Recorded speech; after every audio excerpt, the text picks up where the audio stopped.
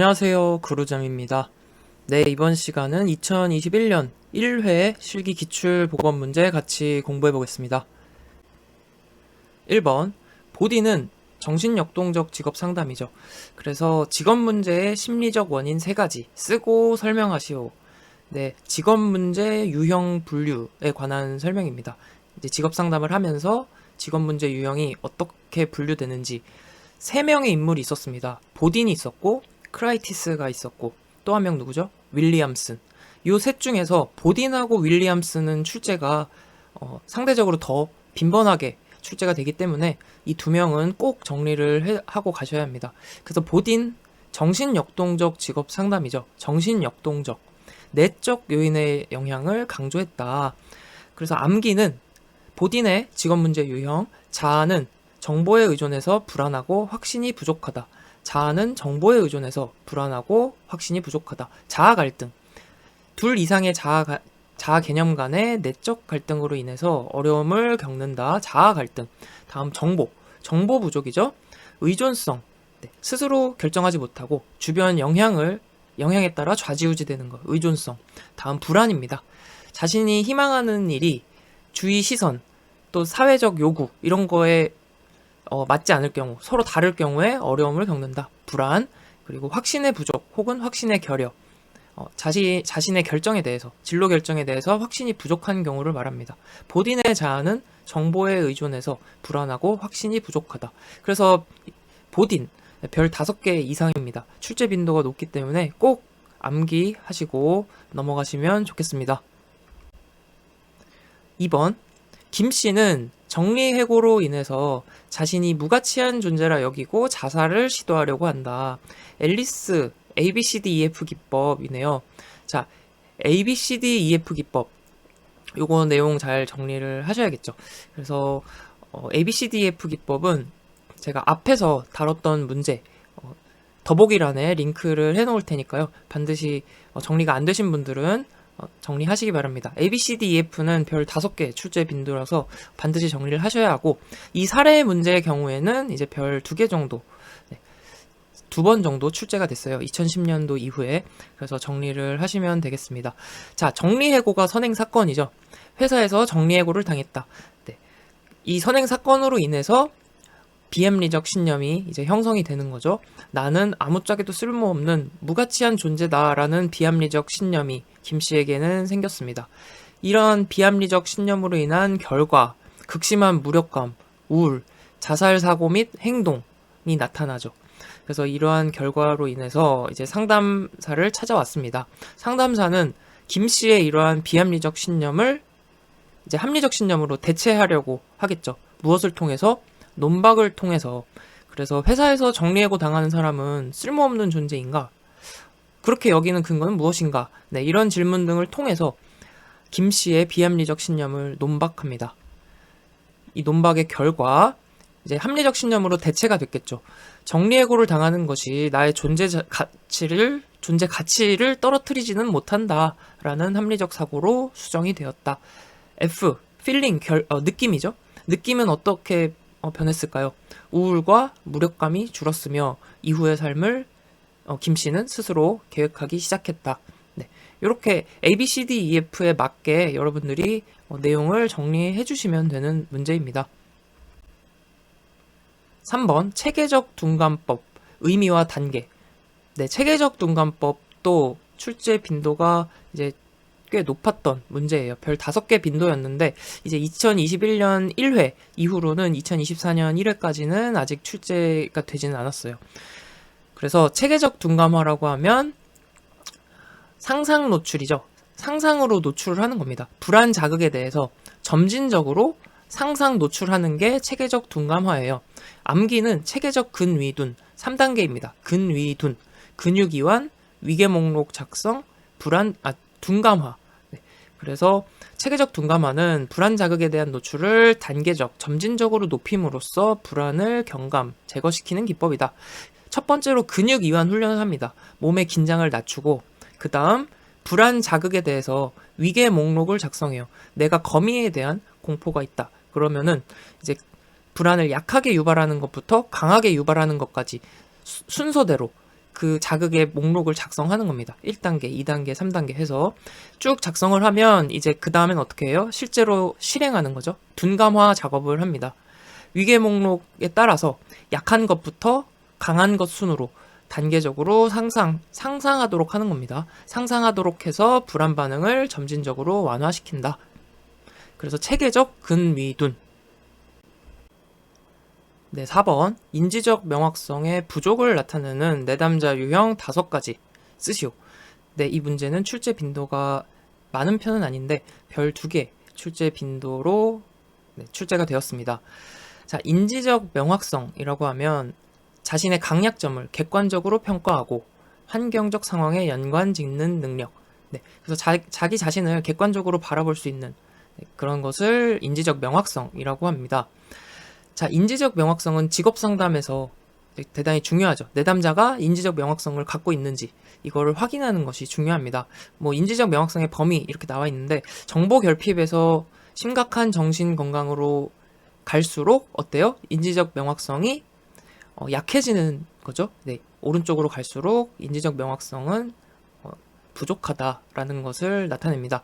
자, 정답 작성으로 가보면 인지적 명확성 부족의 원인은 양면 단순 복구 불가다. 그래서 이렇게 6가지 나와 있는데요.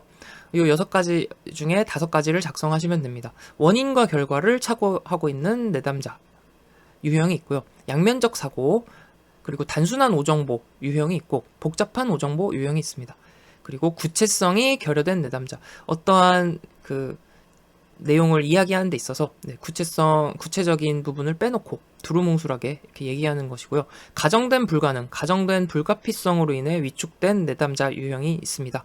가정된 불가능을 이미 가정한 상태에서 이미 안 된다라는 걸 가정한 상태에서 얘기하는 이런 유형이 되겠습니다. 요 6가지 그 인지적 명확성 부족의 유형은 제가 이전에 같이 이제 영상으로 공부했던 내용이 있어요. 그 자세한 내용이 궁금하신 분들은 더보기란에 연결해 놓을 테니까요. 거기서 차근차근 공부를 해보시고요. 우선 정답은 이렇게 정리하시면 되겠습니다. 인지적 명확성 부족 원인은 양면, 단순, 복구, 불가다. 부처의 집단 직업 상담의 3단계 모델을 쓰고 설명하시오. 이거는 출제가 상당히 자주 됐던 문제예요. 별 5개 출제 빈도에 제가 플러스 5개를 하고 싶다라고 말씀을 드렸던 것 같아요. 자, 부처는 탐전행이죠. 부처 탐전행. 그래서 이거는 집단 직업 상담입니다. 집단 직업 상담이니까 여러 명이 모여서 이제 상담을 하는 거예요. 탐색 전환 행동. 초기, 중기, 말기라고 생각하셔도 됩니다. 그래서 탐색 단계, 상담 초기 단계는 집단 구성원들이 서로 자기 개방하는 단계고 흥미적성을 탐색하는 단계죠. 다음 전환 단계, 상담 중기입니다. 전환이라는 것은 가치관의 전환이다 라고 말씀드렸어요. 그래서 내담자들이 자신의 일과 삶의 가치를 조사하고 또 자신의 가치에 대해서 집단원들에게 이야기하고 피드백 받음으로써 점점 이제 내담자가 스스로 자신의 가치에 대해서 명료화하는 단계다. 가치관의 전환 단계, 행동 단계 말기입니다. 실행하는 단계죠. 그래서 목표를 세우고 실제 목표 달성을 위해 정보를 수집하고 의사결정을 하는 단계. 탐전행. 6번. 상담에 도움이 되는 언어적 행동과 비언어적 행동을 3가지씩 쓰시오. 근데 요거는 그냥 여러분들이 아시는 대로 정리하시는 대로 3가지씩 작성하시면 됩니다. 출제 빈도는 별 2개 정도 출제 빈도예요. 21년 1월 이후로는 1회 이후로는 아직 출제가 되진 않았는데요. 2024년 지금 1회까지는 아직 출제되지 않았습니다. 근데 어렵지 않은 내용이니까요. 바로 정리해 볼게요. 언어적 행동은 적절히 쉬게유. 비언어적 행동은 몸 미는 거. 몸 미는 거. 그래서 언어적 행동은 적절한 호칭, 쉬운 용어 써야 되고요. 개방적 질문 사용하고요. 유머 사용하기. 그래서 개방적 질문을 사용하는 이유는 개방적 질문은 내담자가 대답할 수 있는 응답 범위가 열려 있으니까 더 많은 이야기, 더 폭넓은 정보를 얻을 수 있기 때문에 폐쇄적 질문보다는 개방적 질문을 사용하는 것이 좋고요. 비언어적 행동 보시면 몸 미는 거, 몸을 내담자를 향해서 이렇게 기울이는 행동이 도움이 되고요. 미소, 눈 맞추고요. 고개를 끄덕이기. 언어 행동은 적절히 시계유. 비언어 행동은 몸 미는 거. 7번입니다. 검사는 사용 목적에 따라 규준 참조 검사, 준거 참조 검사로 분류될 수 있다. 네. 이 문제는 이제 별 5개 출제 빈도를 나타냈고요. 꼭 정리하셔야 되는 내용입니다. 자, 검사의 분류에 대해서는 우리가 이전에 기출 문제 공부할 때 제가 간단히 언급을 드렸어요. 그래서 이 검사 분류에 따른 검사 종류는 출제가 이렇게 된 적은 있는데 별 1개 그리고 별 2개 빈도에서 출제가 됐었다. 그래서 이 내용은 이제 앞에서 공부하신 내용을 정리하시면 되겠고요. 제가 앞에 문제도 마찬가지로 더보기란에 연결해 놓을 테니까요. 같이 다시 한번 복습해 보시면 좋겠고요. 정답 작성 바로 가시면 규준 참조 검사와 준거 참조 검사. 네, 이 문제는 반드시 정리하셔야 합니다. 규준이라는 것은 비교할 수 있는 기준이죠. 네, 그래서 규준 참조 검사라고 하면 비교하는 거니까 상대평가 방식이다. 준거 참조는 절대평가다. 준거라는 것은 어떠한 준거 점수가 있는 거죠. 그래서 우리 직업상담사 2급 시험 같은 경우 60점 이상 획득을 하면 합격이 되잖아요. 이렇게 대부분의 국가 자격 시험은 기준 점수를 이용하는 준거 참조 검사다. 그리고 규준 참조 검사는 규준, 상대적 비교를 하는 검사라 그랬어요. 대부분의 표준화된 심리 검사들은 규준을 이용하는 규준 참조 검사입니다. 심리 검사의 신뢰도에 영향을 주는 요인 3가지를 쓰고 설명하시오. 네, 이 문제도 출제 빈도가 상당히 높은 문제죠. 별 5개 빈도이고요. 반드시 정리를 하셔야 하는 내용입니다. 신뢰도라는 것은 검사 결과의 일관성을 의미합니다. 검사 결과가 얼마나 일관되게 나오는지를 보여주는 것이 심리 검사의 신뢰도다. 그래서 신뢰도에 영향을 주는 요인 3가지 출제가 됐는데 5가지까지 암기를 하시면 됩니다. 왜냐하면 5가지를 쓰고 설명하시오. 이렇게도 출제가 됐기 때문에 5개까지 정리를 하시면 되겠어요. 그래서 개추문 반유인데 개인차가 클수록 신뢰도 계수가 커집니다. 그리고 신뢰도 추정 방법에 따라 신뢰도 추정 방법 검동반 있죠? 검사 재검사 신뢰도, 동형 검사 신뢰도, 반분 신뢰도 이렇게 추정 방법에 따라 신뢰도 계수 다르게 나타날 수 있다. 다음 검사 문항수가 많을수록 신뢰도 높아지는 경향이 있고요. 문항 반응수가 적정 수준에 이르기까지 신뢰도는 커집니다. 근데 적정 수준을 넘어서면 이제 별 차이가 없어진다라고 합니다. 그리고 검사 유형에 따라서도 신뢰도에 영향을 미칠 수 있다. 그래서 예를 들어서 속도 검사의 경우 반분 신뢰도로 측정을 한다라고 하면 반분 신뢰도가 어떻게 측정을 하는 거예요? 검사를 절반 나누어서 2개의 검사로 나누어서 실시를 하는 거죠. 근데 속도 검사에서 중요한 건 시간이 중요하잖아요. 시간 제한이 있다는 게 핵심인데 검사 문항을 반으로 나누어서 실시를 하게 되면 이 시간의 요소가 굉장히 예민한데 이것에 영향을 줄 수가 있겠죠.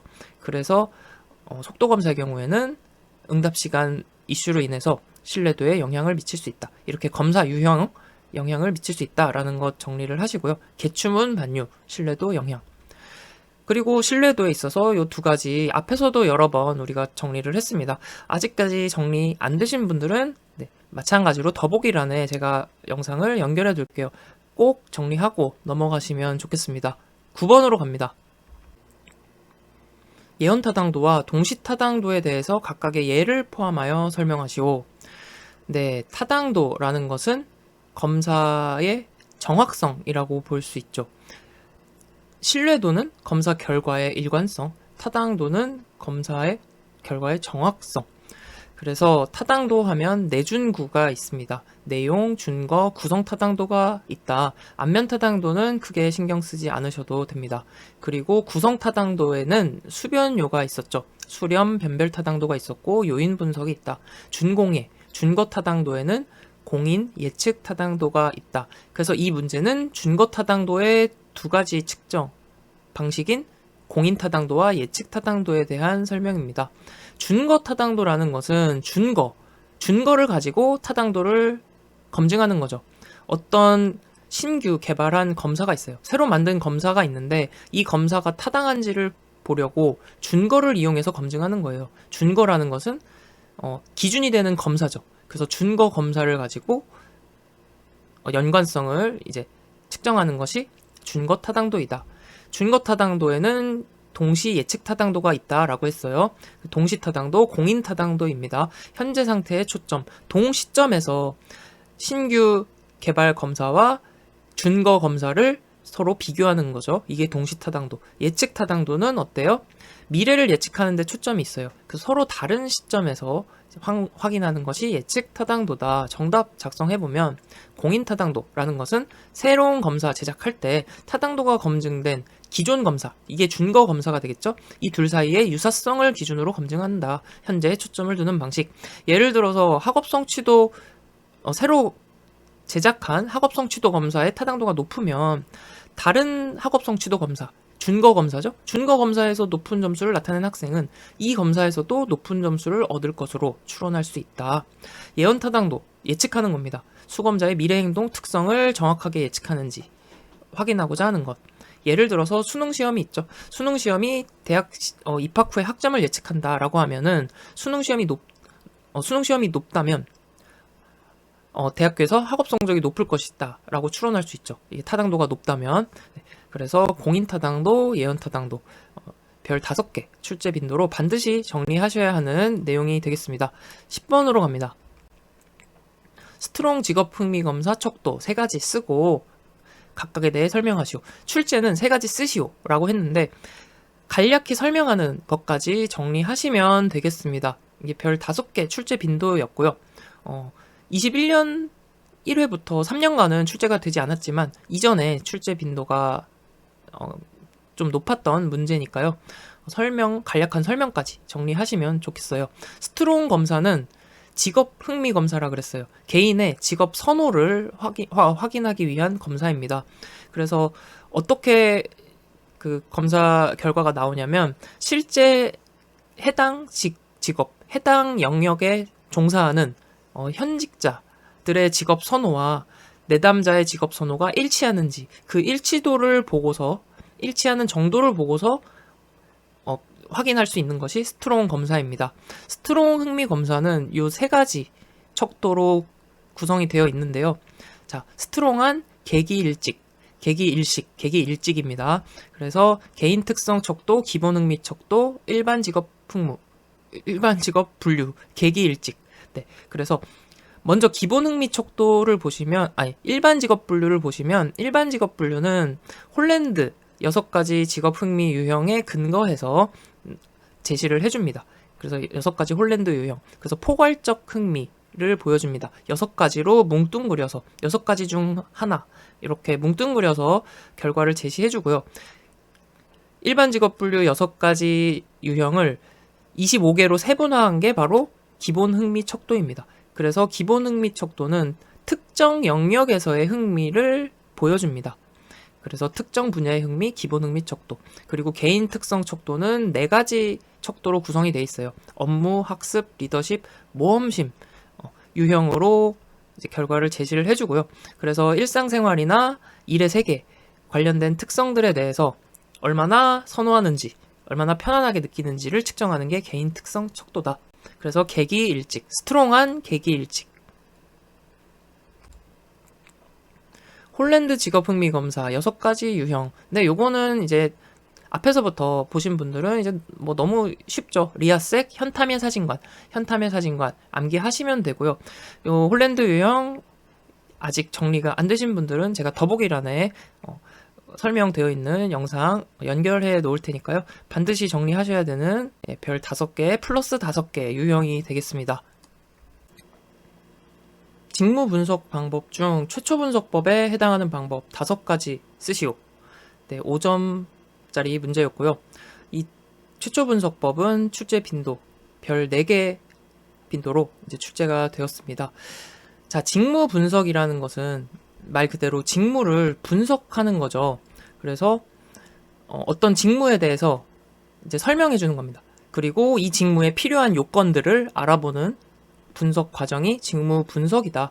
그래서 직무 분석 중에 최초 분석법이라는 것은 말 그대로 해당 직무에 대해서 어떤 직무에 대해서 최초로 분석할 때 사용하는 방법이에요.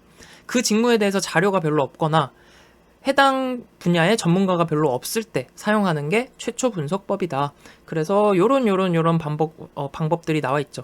요 중에 5가지를 작성하시면 됩니다. 그래서 이전에는 이제 4개까지 공부를 했는데 이제 5개가 나왔어요. 그래서 관찰, 체면, 설록, 관찰, 관면, 체설록, 아니면 관찰, 녹화, 체면, 설것. 네, 이렇게 암기하시면 돼요. 최초, 관찰, 녹화, 체면, 설것. 근데 이제 이 5가지 쓰는데 요 4가지 쓰고 설명하시오라는 문제도 출제가 됐어요. 그래서 간단하게 여러분들 설명하는 것까지도 정리를 해두시면 더 좋겠습니다. 자, 관찰법은 관찰해서 기술하는 거고요. 체험법은 분석자가 직접 체험해서, 그리고 면접법 이런 것들 다 설명하실 수 있을 거예요. 1대1로 이제 전문가에게 면접을 통해 알아보는 방법이고요. 질문지를 통해서 알아보는 거. 그리고 녹화법은 단순 반복적 직무이면서 장시간 관찰이 불가능한 경우에 녹화법을 사용한다. 네, 이렇게 간단한 설명까지 작성하실 수 있으면 더 좋겠습니다. 13번, 직무 스트레스로 인해 나타나는 직장 내 행동적 결과를 5가지 쓰시오. 직장 내 행동적 결과 혹은 행동 변화, 행동 특성 다 같은 말입니다. 그래서 5가지 쓰는 5점짜리 문제였고요. 출제 빈도는 별 2개 정도 되겠습니다. 그래서 행동 결과는 성공 소집 결의, 행동 결과 성공 소집 결의. 그래서 요거는 그냥 여러분들이 딱 스트레스 받을 때 나타나는 결과를 생각나는 대로 쭉 적으시면은 어느 정도 다 맞추실 수 있는 문제예요. 그래서 성과가 감소하고요. 공격성이 증가하겠죠. 스트레스 받으면 소진, 탈진이 나타나고 집중력 떨어지고요. 결근, 지각, 잦아질 수 있습니다. 그리고 결국 이직. 네. 그래서 성공 소집 결의, 성공 소집 결의, 직무 스트레스. 네, 14번. 다음은 완전 경쟁 시장에서 휴대용 의자를 생산하는 K사의 생산표이다. 여기서 노동이 유일한 생산 요소라고 가정합니다. 생산 요소는 노동, 자본 이렇게 구분할 수 있는데 여기선 노동이 유일하다. 이 회사가 생산하는 휴대용 의자의 개당 가격이 2,000원이다. 네, 가격이 2,000원이고요. 근로자의 시간당 임금. 시간당 임금은 10,000원이다. 이때 다음에 물음에 답하시오. 자, 이렇게 근로자 수와 시간당 생산량이 나와 있고요. 근로자 수가 5명일 때 노동의 평균 생산량을 구하시오. 계산 과정을 제시해라. 근로자 수가 5명일 때 시간당 생산량이 30개잖아요. 그러면 한 명당 평균 생산량이라면 노동 한 명당 생산량을 말합니다. 그럼 어떻게 구해요? 5명이 30개니까 30 나누기 5 하면은 6개다. 네, 이 문제는 어렵지 않았고요. 2번으로 갑니다. K사가 이윤을 극대화하기 위해 고용해야 할 근로자 수와 노동의 한계 생산량을 구하시오. 네, 넘어가서 같이 정리해 볼게요. 네, 계산 문제에서 아마 가장 어렵게 느끼시는 부분이 바로 이 한계 생산 관련된 부분일 것 같아요. 자, 요게 용어가 생소하고 좀 개념이 좀 혼동이 돼서 그런데 의미를 잘 이해한다면 충분히 또 해결하실 수 있습니다. 한계의 개념을 잘 정리를 하셔야 합니다. 마지널이죠, 영어로. 마지널. 한계. 그래서 단위당 변화량을 의미하는 게 한계입니다. 단위당 변화량. 그러면 한계 생산량이라고 했잖아요. 단위당 생산량의 변화. 단위당 생산량의 변화가 한계 생산량이에요. 그런데 노동의 한계 생산량이라고 했으니까 노동력이 한 단위 변할 때 생산량의 변화량, 요게 노동의 한계 생산량이다. 다시 표에서 보면 노동력이 한 단위 변할 때 생산량의 변화량 뭐예요? 10개죠. 요게 한계 생산이다.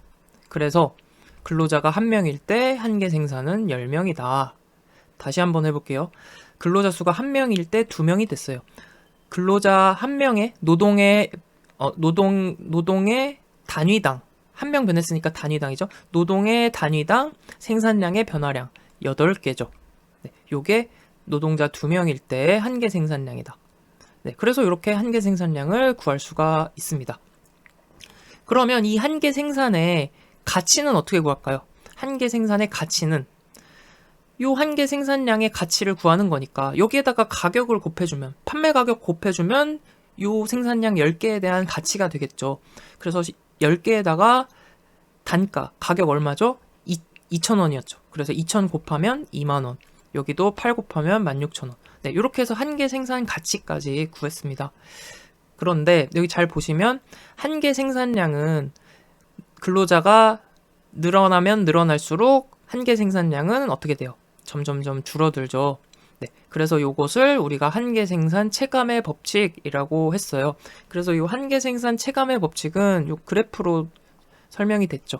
그래서 이렇게 있으면 세로축은 임금이 되고요. 가로축은 노동량이 됩니다. 그래서 요 그래프에서 한 개 생산 가치가 점점 줄어들게 되죠. 네, 왜냐면 한 개 생산이 줄어드니까. 그래서 요거는 한 개 생산 가치인데 요것이 곧 이제 수요 곡선의 그래프라고 볼 수 있고요. 그러면 공급 곡선은 이렇게 그려지죠. 네, 공급 곡선, 노동력의 공급 어떻게 해요? 점점점 공급이 늘어날수록 어때요? 비용이 점점점 증가하는 거죠. 임금이 늘어나잖아요. 총 비용이 점점점 증가한다. 그래서 요거는 어때요? 임금이 되겠죠? 총 비용이니까.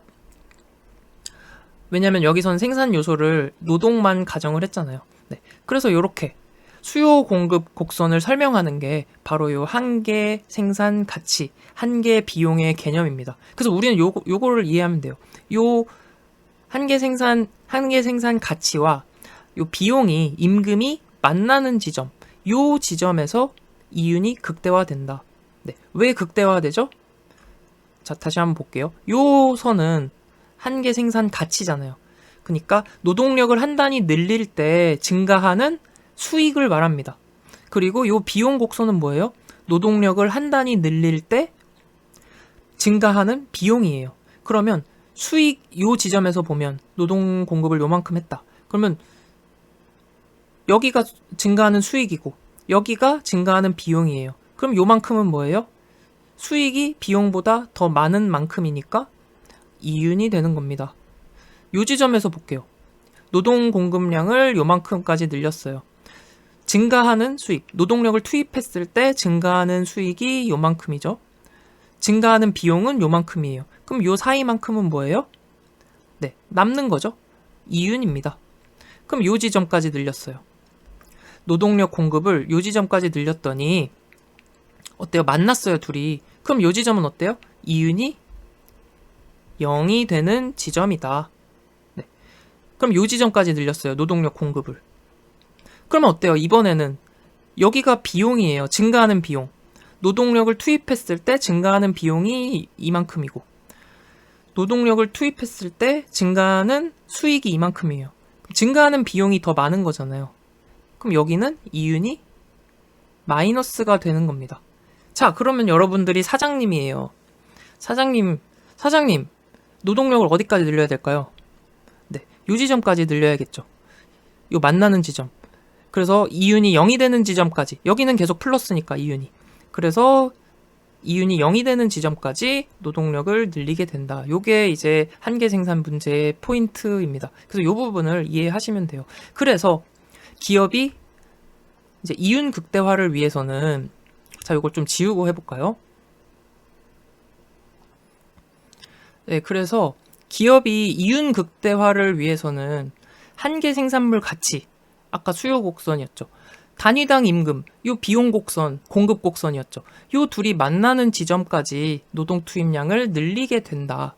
그러면 이윤 극대화가 되는 겁니다. 그래서 정리를 해보면 한 개 생산물 가치는 한 개 생산에다가 가격을 곱한 게 한 개 생산의 가치가 되는 거니까요. 그리고 요것이 비용과 같아지는, 단위당 임금과 같아지는 지점, 요거를 구하면 되는 겁니다. 그래서 2,000원이고요. 단위당 가격, 임금은 10,000원이었어요. 그러니까 한 개 생산량이 5개일 때, 한 개 생산량이 5개일 때 이윤이 극대화가 되고, 그러면 한 개 생산량이 5개일 때 근로자 수가 몇 명이에요? 이때 근로자 수는 3명이다. 네, 요렇게 구하는 문제입니다. 그래서 이윤 극대화를 위해 고용해야 할 근로자 수 3명, 노동의 한 개 생산량은 5개이다. 네, 요 한 개의 의미를 잘 정리해 보시면 좋겠고요. 요것과 아주 유사한 문제 우리가 앞에서 이전에 공부를 했거든요. 마찬가지로 더보기란에 링크를 해 놓을 테니까요. 복습을 이제 그 문제로 또 다시 한번 해보시면 좋겠습니다. 15번. OECD 국가 중 우리나라는 기혼 여성의 경제활동 참가율이 낮아요. 이에 영향을 미치는 요인 6가지를 쓰시오. 이것도 출제 빈도가 높은 편입니다. 별 5개 빈도고요. 영향을 미치는 요인이라고 하면 결정 요인이라고도 출제가 되니까요. 네, 잘 정리해 두시기 바랍니다. 기혼 여성 가임기에 고교 자녀는 법 배우자. 기혼 여성 가임기에 고교 자녀 법 배우자. 가하면 가계 생산 기술. 가계 생산 기술이 낙후되면 일을 더 안 하려고 하겠죠. 시장 임금이 낮아지면 일을 더 안 하려고 하는 경향이 있습니다. 그 고용 시장이 경직되어 있을수록 취업이 어려우니까 일을 안 하려고 하고요.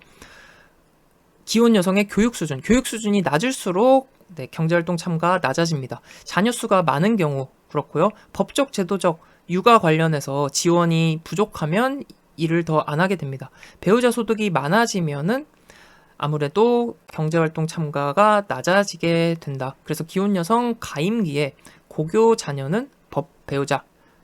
꼭 정리해 두시면 되겠습니다. 16번 한국직업사전에 수록된 부가직업 정보 중 5가지를 쓰시오. 네, 6가지까지는 암기를 해두시면 되겠습니다. 이 문제는 이제 역시 출제 빈도가 높은 편이에요. 별 5개 빈도고요. 이제 6개까지 출제가 되었다. 그래서 한국직업사전 이렇게 생겼어요. 이렇게 직업명이 나와 있고 각각의 항목이 있는데 부가직업 정보 항목, 네, 요 리스트 중에 5개, 6개 이렇게 암기를 하시면 되는 부분입니다. 그래서 암기는 이렇게 하시면 돼요. 부가적으로는 부가직업 정보고요. 정숙한 장소 환경에서 코드 2개 뽑고 육체기강 잡아야. 정하면 정규교육, 숙련기간, 장소, 작업 장소, 작업 환경.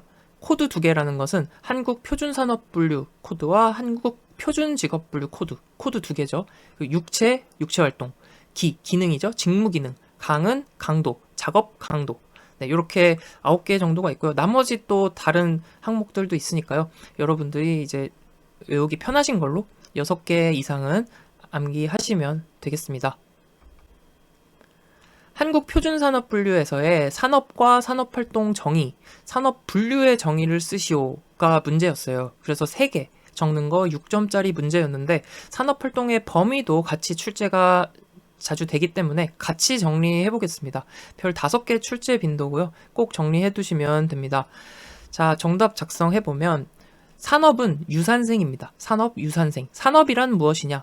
유사한 산업활동에 종사하는 생산단위의 집합이다. 유산생, 유사한 산업활동에 종사하는 생산단위 집합이다. 산업활동은 자생활입니다. 자생활. 산업활동은 자원 투입해서 생산하는 활동 과정, 1년의 활동 과정이죠. 자생활, 자원을 투입해서 생산하는 1년의 활동 과정이다. 그리고 산업활동의 범위 보시면 산업활동의 범위는 영비가예요. 그래서 영리적 비영리적 활동은 포함되고 가사활동은 제외된다. 영비가. 산업분류는 생수유유. 그래서 생산단위가 수행하는 활동을 유사성에 따라 유형화한 것. 생산단위가 수행하는 산업활동을 유사성에 따라 유형화한 것이다. 생수유유. 그래서 이렇게 암기를 하시고요. 또 같이 한국표준산업분류 관련해서 같이 출제가 자주 되는 문제가 여기 있어요. 이것도 이제 3가지 분류 기준 같이 정리해 두시면 좋겠습니다. 제가 더보기란에 연결해 놓을 테니까요. 이 문제도 같이 암기하시면 좋겠습니다. 네, 한국표준직업분류와 직능 수준의 관계를 나타낸다. 괄호 안에 알맞은 숫자. 자, 한국표준직업분류의 대분류와 직능 수준은 암기를 해두시는 게 좋습니다. 필기 공부할 때 암기하셨던 분들도 계실 거예요. 그래서 관전사서, 판농기장, 단군. 관전사서, 판농기장, 단군입니다. 대분류 1부터 관전사서, 판농기장, 단군인데 마지막 군인만 따로 분류가 돼서 A로 분류가 되어 있다. 그래서 1에서 9까지 A, 관전사서, 판농기장, 단군. 네, 그래서 이렇게 암기를 하시고요. 직능 수준은 관전은 제4 직능 수준 혹은 제3 직능 수준이다. 관전은 3, 4. 나머지는 다 2인데 단순 노무 종사자는 제1이다. 그리고 군인은 제2 이상이다. 다시 관전은 3, 4. 나머지는 다 2인데 단순 노무 종사자는 제1, 군인은 제2 이상이다. 이렇게만 정리하시면 돼요. 그래서 자 보시면 관리자, 관전이죠. 관전은 3 또는 4라고 했어요. 그러니까 제4 혹은 제3 필요하고 판매는 나머지잖아요. 관전사서, 판농기장까지는 다 2. 그러니까 제2 직능 수준. 단순 노무는 제1, 군인은 제2 이상. 이렇게 암기하시면 어렵지 않은 문제입니다. 여기까지 해서 2021년 1회 문제까지 정리를 해봤고요. 네, 이번 시간에도 여러분들 공부하시느라 정말 수고 많으셨습니다. 오늘도 같이 공부할 수 있어서 감사드리고요. 강조했던 부분들, 특히 이제 빈번하게 출제가 됐던 내용들 링크 연결해 놓은 거는 꼭 정리하시고 마무리하셨으면 좋겠습니다. 그러면 또 다음 영상으로 돌아오겠습니다.